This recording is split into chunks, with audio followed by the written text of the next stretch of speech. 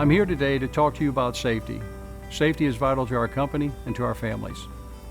Kirby's safety initiative is no harm to people, no harm to the environment, and no harm to equipment. Safety impacts the decisions that we make every day and impacts the way we do business. I appreciate your efforts towards improving the safety culture at Kirby Engine Systems. There are a number of procedures that we have implemented to improve our safety performance. Stop work responsibility is important as it emphasizes that you should not hesitate to take action when you encounter a situation you feel is high risk. All of us have stop work responsibility. Job safety analysis is a good practice. It involves checking your environment before you begin a project.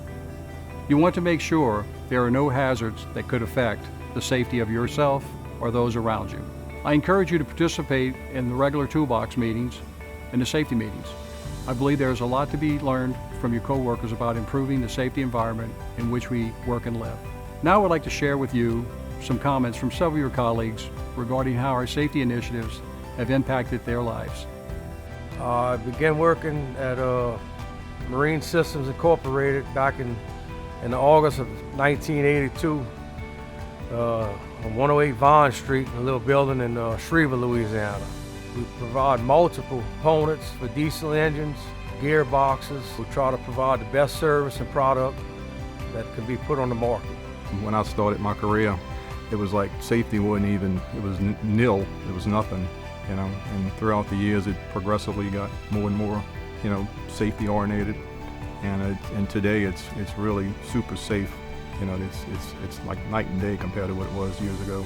I do a lot of welding on the boats, and it used to be you used your own discretion whether you could weld or not, you know, looking in the bilges, making sure. But now we can't do nothing without a hot work permit, or a chemist comes in and does gas free, so it really made it better for me because there's not as much pressure on me. Our customers typically, when they have downtime, it costs them money, so they're pushing us to get things done and done rapidly. Whereas in the past, it was always driven, you had to do whatever it took to get the job done. Do it now, no matter what it takes. Now we have the backing of management and we have a support team behind us to pre-plan jobs and also mitigate the risk for the guys. Definitely have been a change throughout the years as far as the way we approach things. Before we used to maybe stop if we saw something unsafe. Now we've gone as far as doing JSAs. JSA is basically a job safety analysis. It's looking at the job you have tasked ahead of you before you start and recognizing any risk or any obstacles that could get in your way. Years ago we would drive until we couldn't do it anymore, you know, and now I've learned we don't take any chances, you know. It's more, I want to get home safely and I want to get to my wife and children, so I make sure if I'm tired, I pull over and get some rest. Driving is the most unsafe act there is on a day-to-day basis in the work field. We promote safety. We also have training courses to help with our safety, and everyone has to take these courses on a yearly basis. Now, everybody's involved with safety. I mean, from the upper management to the president, all the way down, and people are more involved and more conscious of safety, and they are more aware of it, you know, and years ago it wasn't like that. We have a number of meetings, you know, once a week for safety, and we got all our certifications, inspections we do. Everybody has their PPEs on, hard hat, safety glasses, steel toe shoes, and respirators. We definitely do have tools and equipment out there that help us be safe and prevent back injuries. A lot of the equipment and components that we work with are very heavy.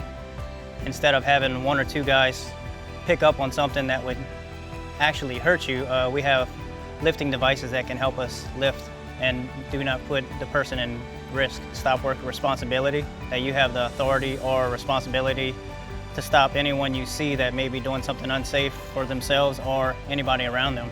If they see someone doing something unsafe, they need to be stopped immediately. You need to get a supervisor involved and reroute your task. That way, it'll be done safely with no incidents, period.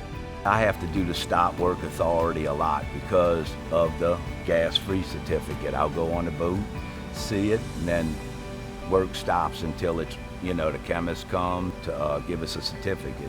When you're on the field and you're in the front lines and you have a whole set of safety issues that you're up against. You have time frames to beat. You have guys working on with you that you have to look out for them and their safety. There are times that the customer does get mad at you, but all I do is call management and they get in touch with them and they take it off of my shoulders. There was this one particular job where I worked all night, all day and into the night, and it was after midnight. When I got to my truck, I felt fine. It's only an hour and a half drive home, so I'm gonna drive.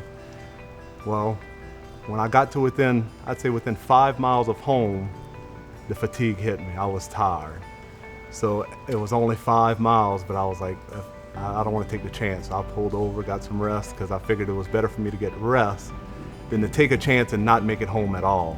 Hardest part of our job is trying to work in the heat in an engine room, sometimes well over 100 degrees, but you know when to take a break, keep hydrated. The most challenging thing for me is probably the summertime, dealing with the heat, doing your job through the heat, and we got 4 months of it, so I would say that's the most challenging part of it. We do toolbox meetings.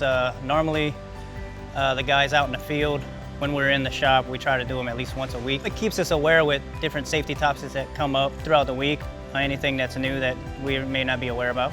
Drink plenty of fluids, plenty of water, electrolytes, stay hydrated. When it's raining, you have to pay attention to other drivers. You know, of course, we do a defensive driving course here where it helps you become aware of other drivers on the road. But in rainy weather, you also have to be aware sometimes you're carrying heavy loads in the back of the truck. The roads may be slippery. If it's bad enough, you may even have to pull off during bad weather where you can't see. I do bring the safety home with me. Years ago, you'd be weed eating if you didn't have on safety glasses, things like that. I'm always on my son about safety. The safety culture is, for someone new, it'd be to have it in your everyday life and bring that with you no matter where you go. And don't feel afraid to speak up if you see something unsafe. We are avoiding a lot of accidents and injuries because of the safety measures we have implemented by the company. The way I see it, you only have one body to live in and you need to protect that body. And you got to stay safe. It's a no-brainer. You know, safety is super important. I think safety is all about people. If we do something unsafe and take a risk and get injured on the job, or even worse, you can't be there and provide for your family. I just ask everybody to be safe, look out for one another, and it's a team effort and everybody has to work together with it. Safety is an important part of our daily life, whether we are at work or at home. Please continue to take safety seriously and have a great day.